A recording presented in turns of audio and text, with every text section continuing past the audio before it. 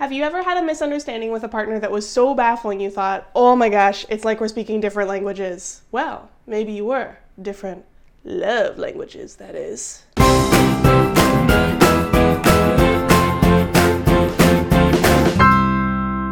Happy Valentine's Day, everyone. My name is Sarah, and welcome back to Everyday Consent. I think we're all in agreement that communication is essential in any kind of consensual relationship. You want to make sure that you and your partner are on the same wavelength. We have yet to develop mind-reading technology, so this is often easier said than done.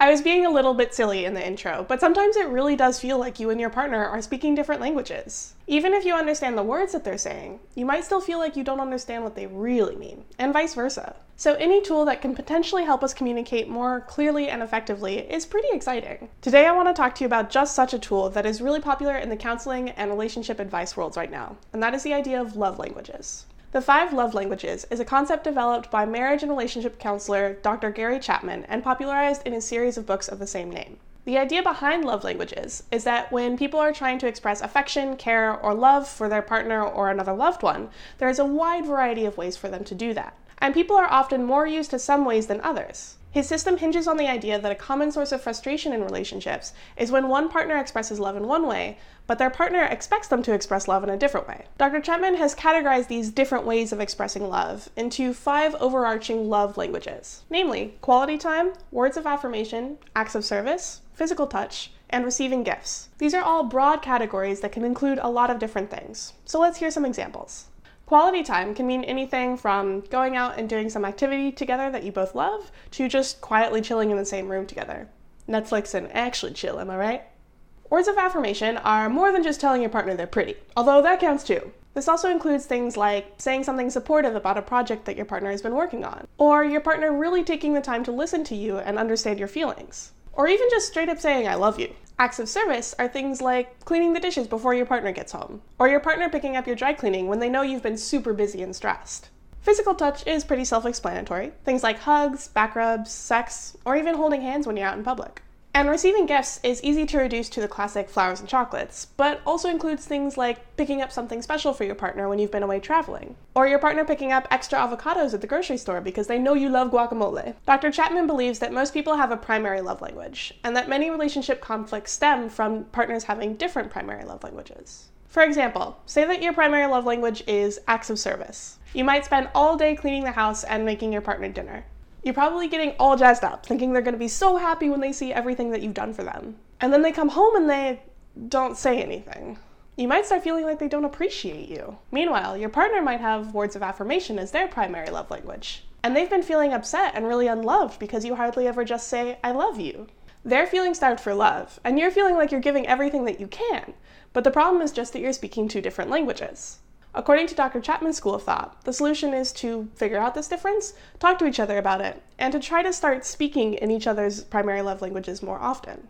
Now, that's the structure that Dr. Chapman has developed, but it's not perfect. For example, you can see how some of those 5 categories could pretty easily overlap. Cuddling could be considered both physical touch and quality time. Spending a lot of time making a gift for your partner could be considered both gifts and acts of service. Or there may be something you love that doesn't fit into any of these categories at all. It also should definitely be noted that there is little to no research actually backing up Dr. Chapman's claims, or refuting them, but let's not assume that we all neatly fall into distinct love languages like they're Hogwarts houses, or that learning to speak different love languages is a magical cure-all to solve every relationship problem. That's probably not true. And indeed, much of the discussion surrounding love languages feels uncomfortably like a glorified personality quiz. But actually though, one of the first things that people recommend is to go to the official 5 Love Languages website and take the Discover Your Love Language quiz. The quiz presents you with descriptions of 2 different loving acts at a time, and you have to choose which one of them you find more meaningful. At the end, your 5 love languages are ranked in order of how often you chose acts that fall into that category. Like I said, all this excitement over essentially a personality quiz. It honestly reminds me a lot of all of the hullabaloo surrounding Myers-Briggs personality types. If you're not familiar, the Myers-Briggs Type Indicator is a personality test first developed in the 1940s, which separates people into 16 distinct categories based on variations of 4 traits. The validity of this test has been described as controversial at best, but that hasn't stopped scores of people from trying to use Myers-Briggs types to determine everything from what job you should have, what dog you should own, what One Direction member or My Little Pony character you're most like, to actually what Hogwarts house you should be in. So let's not get too excited about defining ourselves by our love languages, and let's take it all with a grain of salt. But just because Dr. Chapman's love languages can't tell us what car we should buy, or how best to win the heart of Harry Styles or Rainbow Dash, or whether I really am a Slytherin or a Hufflepuff. I'm a Slytherpuff, aren't I? I knew it. I'm a Slytherpuff.